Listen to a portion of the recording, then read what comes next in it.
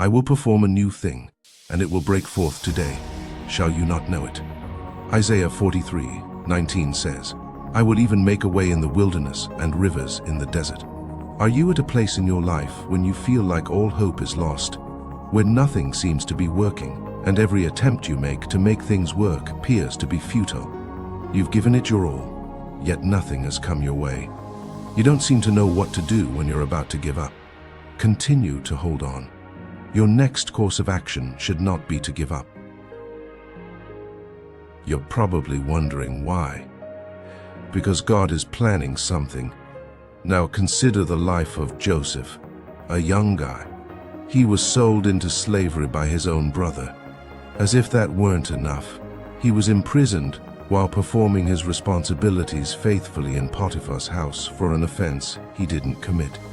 And while Joseph was in prison, when it appeared that God had forgotten about him, God was actually up to something. He led Pharaoh to have a dream that only Joseph could interpret. And it was through this that God elevated Joseph to the position of Prime Minister of Egypt, second in command to the all-powerful Pharaoh. Remember that Joseph had to interpret the dreams of two of his fellow inmates, and it was one of them who escaped before Joseph who recommended Joseph to Pharaoh. Joseph's rise to the post of Egypt's prime minister can be traced back to his time in prison. Even when it didn't appear to be so, God was up to something. So please comprehend that God is up to something. Remember Shadrach, Meshach, and Abednego, the three Hebrew lads who refused to bow down to King Nebuchadnezzar. They were sentenced to death in Babylon's burning furnace. God appeared to be silent until they were thrown into the fire.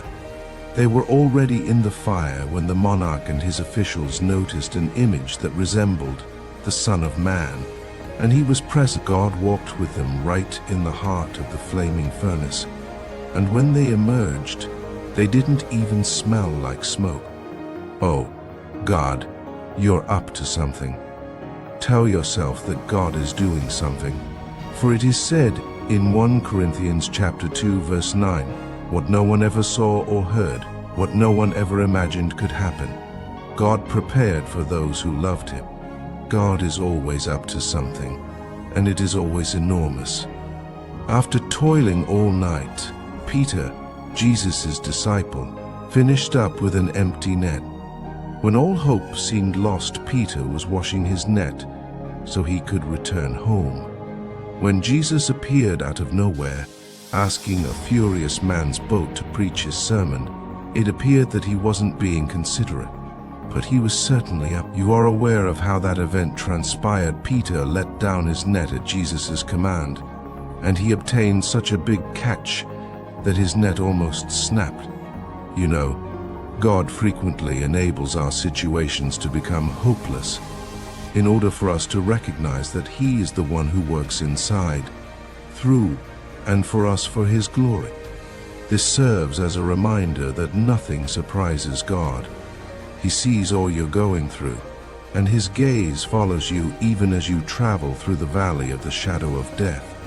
Yes, He knows, because He is the all-knowing and all-powerful God who knows the beginning from the end.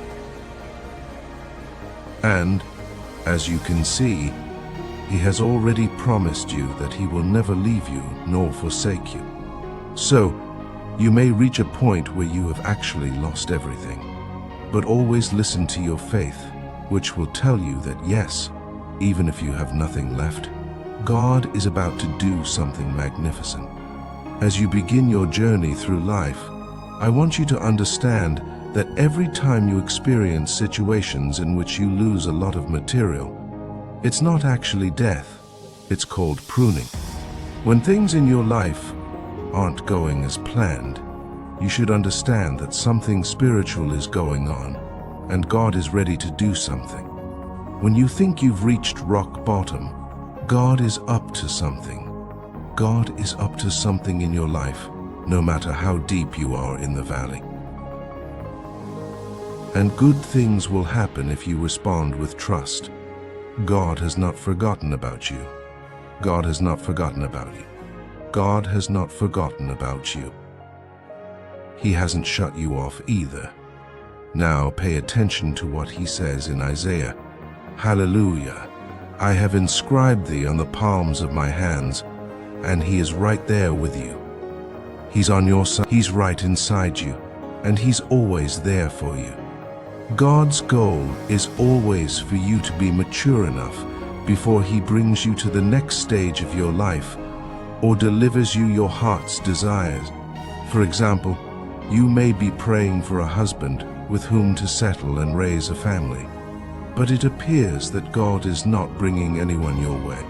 You see, you never know what you might need to work on within yourself before God can unite you with a guy or woman of your dreams. Perhaps you've been hoping for a financial... You see, God hears you, but we must sometimes learn to be content with what we have and grateful for it before God will give us more. Even if you think you've lost everything, don't give up hope. Keep your hope alive and your heart full of excitement, because God is up to something. It may not appear so, yet God is up to something. You blew a business opportunity. Remember that God is up to something. Oh, you've recently lost a loved one. Just bear in mind that God is doing something. Oh, you probably took an exam and failed the first time. Remember that God is up to something. I want you to understand that the best things did not happen all at once or immediately. So, even if you believe you've lost everything, I want you to remember that God is still at work. Keep your hope alive. Allow God to flood your life with joy because he is up to something. You might not notice it. You might not notice it, but one thing is certain. God is up to something. It won't look like it, but I want you to understand that the finish of something is always better than the beginning. Oh, that employment chance you passed up inspired you to start your own business. That issue that caused you and your husband to divorce.